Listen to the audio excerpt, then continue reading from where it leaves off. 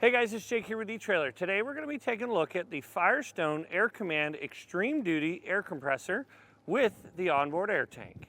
Now typically what we do here at eTrailer is after we install a set of airbags, we highly recommend adding a onboard air compressor to pair with them. Having a set of airbags is very nice to have on your vehicle. Airing them up can kind of be a pain. I've had this truck for quite some time. I've had it with airbags, without airbags, with an onboard air compressor, and without an air compressor. And I can tell you having an onboard air compressor is really, really nice to be able to adjust the air pressure in your bags on the fly. This kit is going to be the ultimate way to be able to do that. And that onboard air tank is really what's going to help this kit shine over a lot of other kits. One of our biggest complaints that we get about the onboard compressor systems that we put on for airbags is that they take so long and they're so noisy to be able to fill up your airbags because they normally use a series of check valves to be able to pump 1 psi into the bag at a time. This system is going to use the air tank to store however much pressure you want it to store, and then when you add air to your airbags, it's going to add that air immediately to your airbags, and the compressor may not have to run. You can set the minimum pressure and it will only run when it gets down to that minimum pressure. Now what we're going to do is I'm going to show you just how impressive this system is right off the bat so that you can see it. But I've got 5 psi in, so my truck is at normal ride height, and hopefully you'll be able to see how quick we can air these up to 40 psi, which usually takes about 30 seconds or so with other compressors.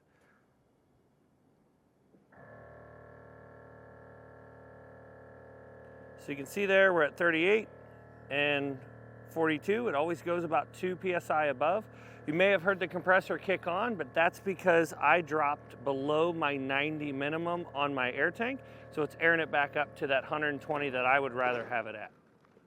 Now to kind of explain that why the air compressor turned on is because I've already put 20 and 30 psi into my airbags a couple of different times.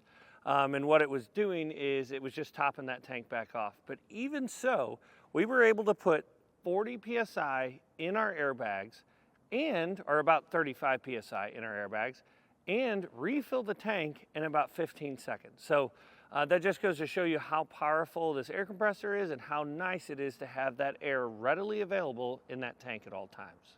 Your kit is also going to come with an air hose and then an inflation valve that you can use with the auxiliary port that wherever you decide to put it at, you can use it to air up other accessories like any sporting equipment, or if you have I personally plan to use it for my golf cart tires because sometimes when I take it different places, you know, whatever the climate is there, it might be different from wherever I live. So I may have to add or subtract a little bit of air in them, but it's just really nice to have the accessory and to be able to have the ability to do that. Since you're putting this big old kit on here, it's nice to be able to use it for other stuff too. Now I flipped my truck around so that you guys can see this air chuck that we put in a little bit clearer. Over there it was in the shade quite a bit. So this air hose, I chose to put it in this location because if I'm loading a pallet or something in the bed of my truck, I'm not gonna have to worry about it hitting this air chuck. And then I've also got it high enough to where if stuff starts moving around back here, it's not gonna end up hitting it. It's also behind this tow loop here, so if I have a propane tank or something back here, it'll hit this tow loop before it'll hit this chuck. So we just thought it was a very safe place to put it. But we'll just put our air hose in here, snaps into place just like your normal air chuck. That's another thing I like about this kit. Airlift is going to use a crimp style that'll crimp over a Schrader valve.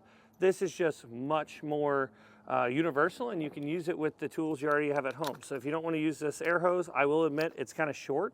But it's definitely long enough to where you can get back here and air something up. And if you pull up next to it, you can drape it over the side of your truck. A lot of people like to put these valves down by the bumper. So whatever they need to air up, they just back up to whatever it is, plug it in, and then air up their accessory. The compressor that comes with this kit is capable of achieving 150 psi. That's why I went with 120 in my tank, just so that I'm not constantly maxing out that compressor. It's definitely have more capability or more potential for it if I ever decide that, you know, maybe I've got my minimum set at 90, my maximum set at 120. We'll show you that on the remote here in a little bit, but if I decide I want to fluctuate that, I can definitely do that. Just you just want to keep that in mind that you don't try to go over that amount. It's also it'll rest assure you that it's going to be more than strong enough to be able to fill up your airbags. I have the Firestone red label bags on mine, and those will also have 150 PSI rating on them. So just goes to show you it's a perfect pair. The compressor itself, we'll talk a little bit more about this later when we look at it on the frame rail, but it is not, you cannot submerge it, so you want to mount it up high enough somewhere so it won't get damaged. And then the ECU is going to be basically your control box. It's what your remote is going to talk to. And by remote, we're referring to whether or not you're using the app or if you have a Firestone remote from a previous kit. I had a Firestone compressor on here from before, so that's the remote that I'm talking about. I'm just reusing it. You can connect it to this ECU because it was the same ECU that I had on my old kit. But the ECU is going to take that air signal and direct it to wherever you want. This is a dual fill or a dual path, so you can put different PSIs in your airbags. Where that comes in handy is it's going to help with body roll. If you tee your airbags off, which is what a lot of people do, it is going to still cause your vehicle to want to roll, but if you have individual air pressures in your airbags, it will not want to roll. So whenever you're towing goosenecks, fifth wheels, or even bumper pull stuff, or if you have heavy loads in the bed of your truck, it's going to help to control that body roll a little bit more with that dual path. So with the remote, you can send certain air pressure to one bag and then same air pressure to the other bag, or you can air them up at the same time. That's what I always do. I don't ever put different air pressure in there, but I don't ever have an uneven load in the bed of my truck. To connect your phone to your compressor system, if it ever disconnects, you'll want to download the Firestone Air Dual Command app. We'll click on that. Your truck will have to be running. The password from the factory is 12345 We'll hit pair. You can see here that it synced up to that same 40 PSI that we put on our airbags because that's what the ECU is saying. The app, I personally like the app a lot. The remote's nice to have, and it just a quick move. I can add or subtract air, and I don't have to pull my phone out. But the app is much easier to see and to use because this system has so much involved. We can see here that our air tank has 97 PSI in it, so there's 7 PSI left before it starts adding air back into it. This is where we can add or subtract air into it, and you can see right here that it's just going to add just into the one side. Again, this system likes to add a little bit more air, go past the desired number, and then let it out till it gets to that desired number. So just kind of a cool app to use. Up here in the top right hand corner, you're going to see a gear. If you push that gear, these are all the things that you can use to help make this kit a little bit easier to use. But you have your units, you can change those to tank settings. If you go to tank settings, I'm in tank mode. That means I want to use the air from the tank to air up my airbags. So I've got my max set at 120, my minimum set at 90. So it's just very usable, or user-friendly. The aux port, if you want to use that aux port that we have at the back of the truck, we just come to manual, turn it on. It's going to put air to that fitting on your air chuck. It's just going to run until you're done using it, and you can slide it off, and it will turn that air compressor off. But it's very nice. If you ever have a problem on the remote, it's kind of hard to get to the diagnostics section. But right here, you can click diagnostics.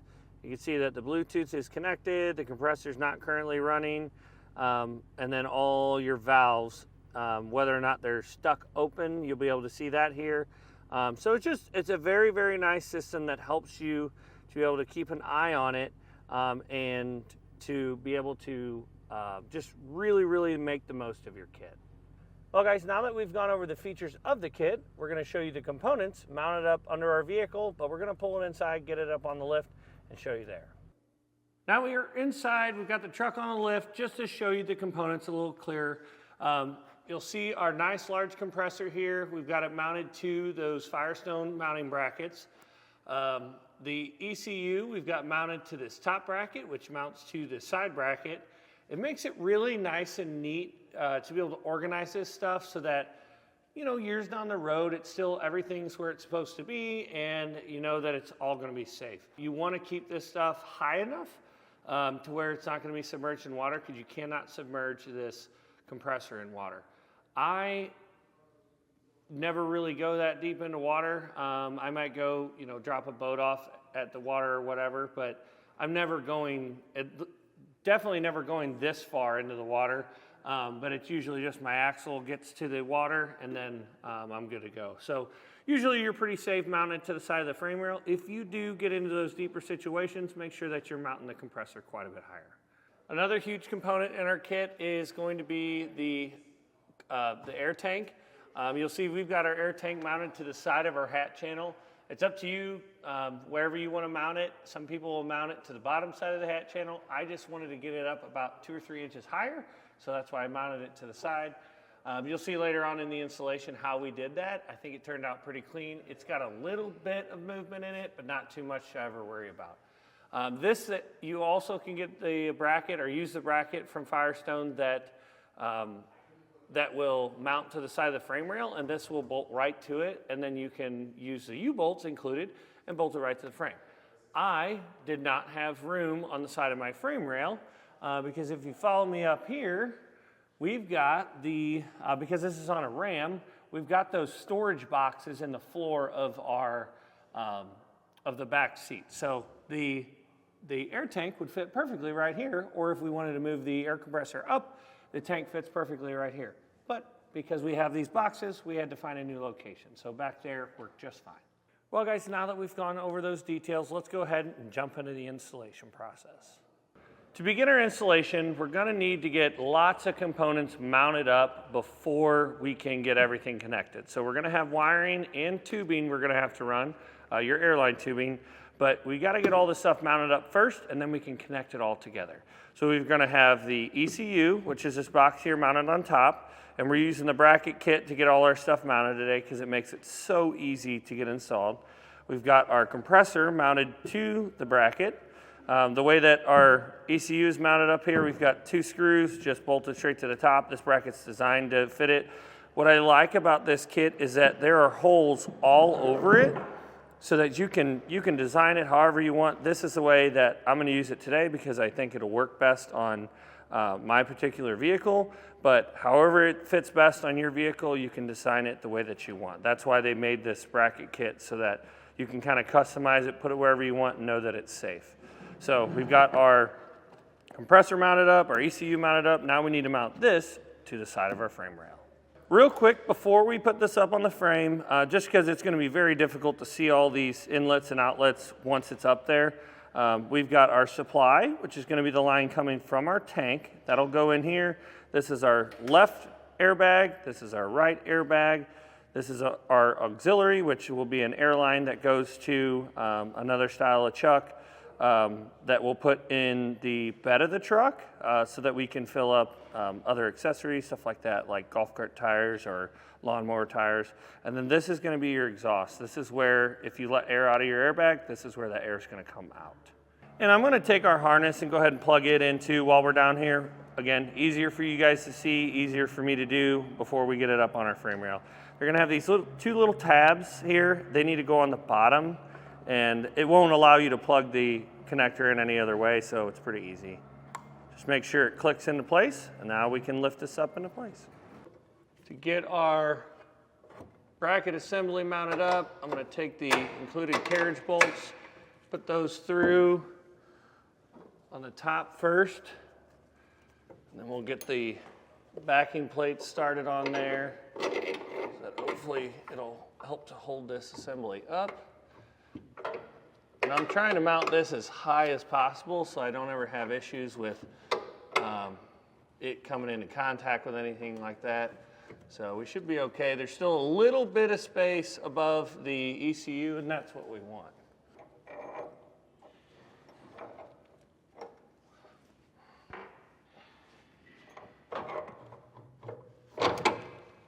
Now we need to get our air tank installed. You can put this in a variety of places. Where I've decided is, it might be a little bit unique. I don't have a spare tire mounted up under here because I have these support bars for the ball mount that's on my truck. So I have a little bit more open space than you might have in your vehicle, but again, Firestone has a bracket that this can mount to, and then you can mount it to the side of your frame rail with a set of U-bolts. I am going to mount it to the side of this hatch channel because the tank doesn't weigh a whole lot. I drilled a couple of new holes here in the side, and then I can mount it straight up and then to the hatch channel like this. I use a couple of carriage bolts. If you decide to go the same route, I think it looks really clean because I can get it really high up above the axle to where I don't have to worry about it ever hitting. But it's up to you wherever you want to mount it. Basically, like I said earlier, we just need to get these components mounted up so we can get them all connected. Lift this up, line up there, then I'll get my hardware started on there. So we've got our air tank mounted up. It's nice and sturdy. It's not going to vibrate or rattle against anything. We've got these two fittings. One of them is going to go in each end of our air tank so that we can connect up our air line to it. So just get those started, and then we'll just want to thread it until the thread locker is pretty close to the end here.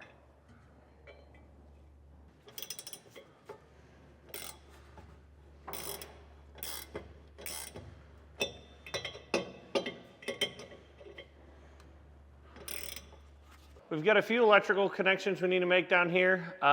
The power wires for your harness going up to the battery or towards the battery, you're going to need to connect the two connectors here. I might end up changing this to a butt connector, just cut each end off, connect it up, and then heat shrink it. That way it's just together all the time. If we ever need to stop our compressor, if it runs wild for some reason, we can always pull the fuse. So I may end up just connecting those with a butt connector. And then for our ground, I'm going to shorten this cord or this wire way up because we do not need it to be that long. I'm just going to ground it right here on the frame. So we'll strip that back. I'm just going to put a new ring terminal on it and get that self-tapped into the frame.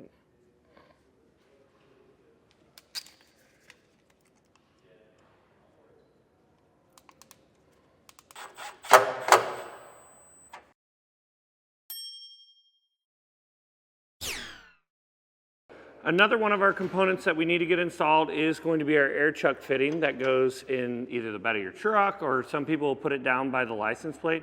I will say the location down by the license plate is a lot easier, but essentially we need to drill about a 1-inch hole to be able to slide this through. It is slightly smaller, so maybe like a 7/8 hole to be able to fit your fitting through.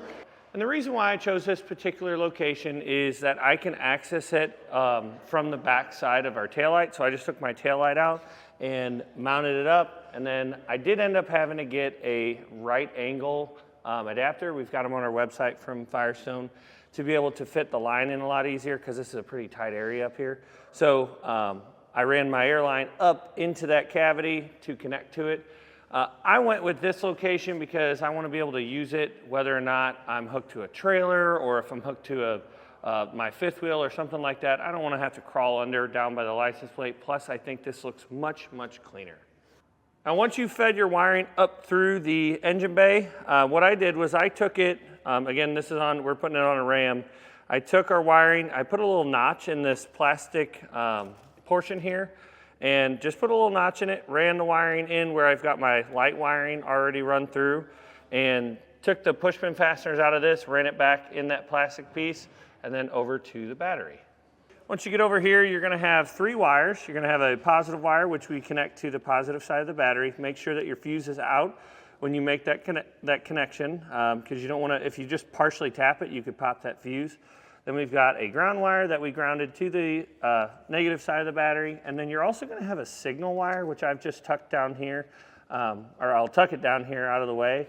That is just going to be for the remote to be able to talk to and get your controls the way that you want. Once you've got all your major components mounted up, what we need to do is we need to route our airline tubing and route our wiring. I've already done both of those, so we're going to go ahead and show you the path that I took. I tried to organize them pretty well, so hopefully it is a clear explanation of where they go. but it's a lot because there's 4 inputs on this, so 4 air lines have to go to the back of the truck. 1 to each bag, 1 to the tank, and then 1 coming back from the tank. So we've got our 4 lines coming from our ECU here, going back. You can also see I've got my air filter mounted up right here. You want it in a nice, clean, dry place.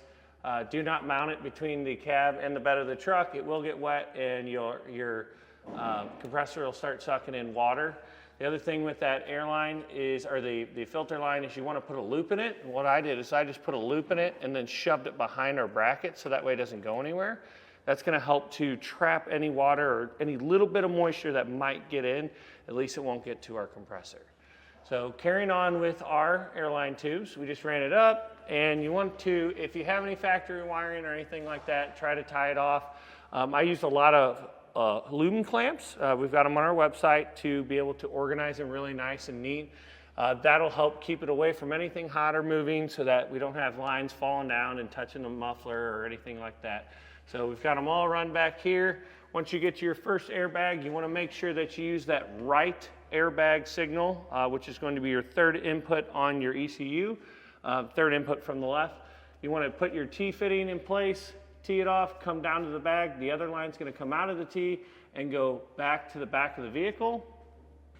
And then your airlines, we came across the input from your compressor straight into the tank, come out of the tank and go back to the ECU, and that's going to connect into the supply line. That's this line right here.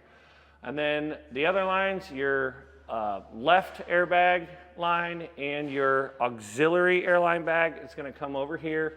Again, tee into the airbag, and then from that tee, go back to the back of the vehicle. And then that red line you see, that is our auxiliary airline.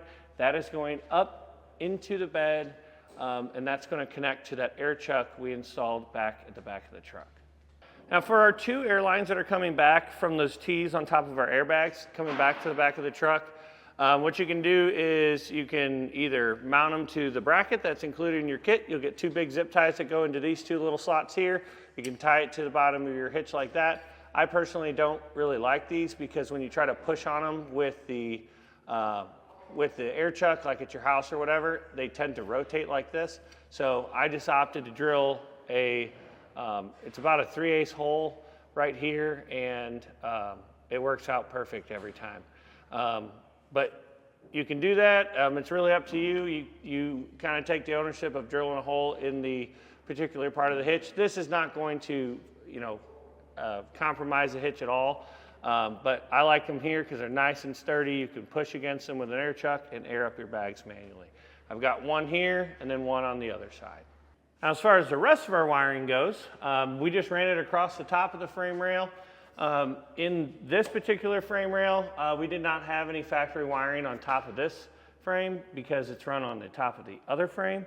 But what I did was I just found any of these holes that are in the side of the frame. If it had a corresponding hole across the way here, I just ran it through, ran a zip tie through and zip tied it to the top of the frame rail, and it is more than sound inside or on top of that frame. Then I ran it up behind our wheel well, liner, and then ran it up inside the engine bay. Now we can take our fuse with everything connected up, put our fuse in place.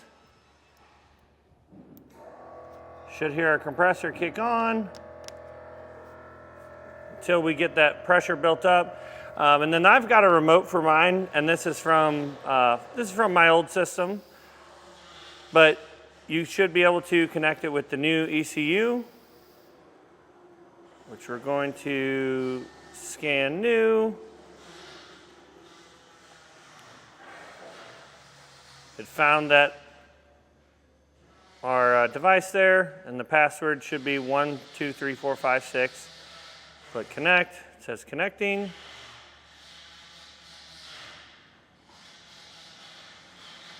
And we should be all good to go. I'll just bump it up to 10 PSI.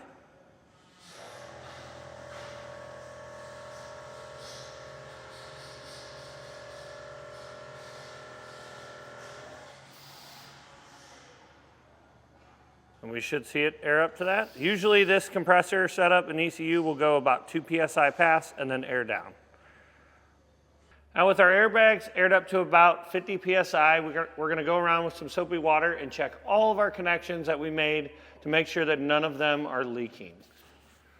What you're looking for is you don't want any large bubbles to be forming from the place where our airline is inserted into the fittings.